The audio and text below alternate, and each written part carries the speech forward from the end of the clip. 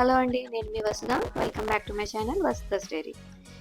Happy independence day అండి. స్వాతంత్ర దినోత్సవ శుభాకాంక్షలు. సో ఈరోజు నేను మన ఫ్లాగ్ థీమ్ని ఫాలో చేశానండి.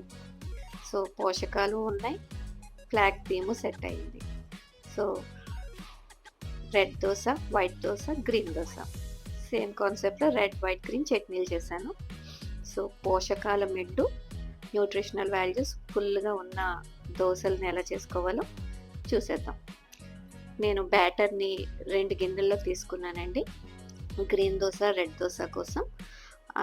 మామూలు వైట్ దోశ నేను మనం రెగ్యులర్గా వేసుకుంటాం కదా, అలాగే దానికోసం నేను 2 క్యారెట్లు, ఒక చిన్న టమాటో తీసుకుని మిక్సీ చేసుకున్నానండి.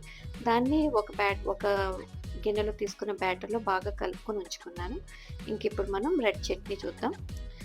4 టమాటోలు ఫైన్గా చాప్ చేసుకున్నానండి. ఒక బాండల్లో ఆయిల్ వేసుకున్నాను, శనగపప్పు వేసుకున్నాను, ఎండుమిర్చి వేసుకున్నాను. అవి బాగా వేగిన తర్వాత టమాటోస్ వేసుకున్నాను. అవన్నీ కొంచెం బాగా టమాటో బాగా మగ్గాలండి.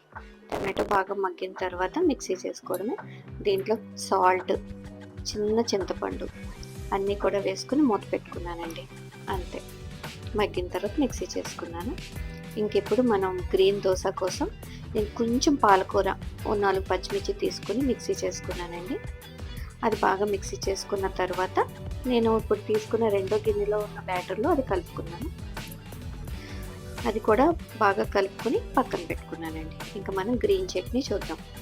ఓకే, గ్రీన్ చట్నీ కోసం నేను కొంచెం కొత్తిమీర తీసుకున్నానండి. కొత్తిమీర బాగా కట్ చేసుకున్నాను.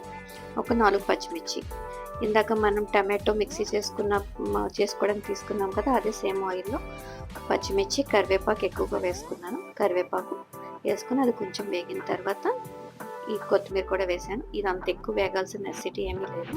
కొంచెం చింతపండు, సాల్ట్, అంతేనండి, మిక్సీ చేసుకోవాలి. ఇంకా వైట్ చట్నీ కోసం కొబ్బరి ముక్కలు, 4 పచ్చిమిర్చి, కొంచెం చింతపండు, ఒక 3 టేబుల్ స్పూన్లు పెరుగు, అంతే. ఇది కూడా మిక్సీ చేసుకుని తాలింపు పెట్టుకోవడమేనండి. ఇంకా రెడ్ దోశ చూపిస్తున్నట్టుగా రెడ్ దోశ వేసుకున్నాను, అలాగే గ్రీన్ దోశ కూడా వేసుకున్నానండి. ఇంకా నార్మల్గా ఎప్పుడు వేసుకునే వైట్ దోశ కూడా వేసుకున్నాను. సో దీన్ని ఇలా సెట్ చేశాను. ఈ వీడియో కనుక మీకు నచ్చితే please to like, share and subscribe. నమస్తే.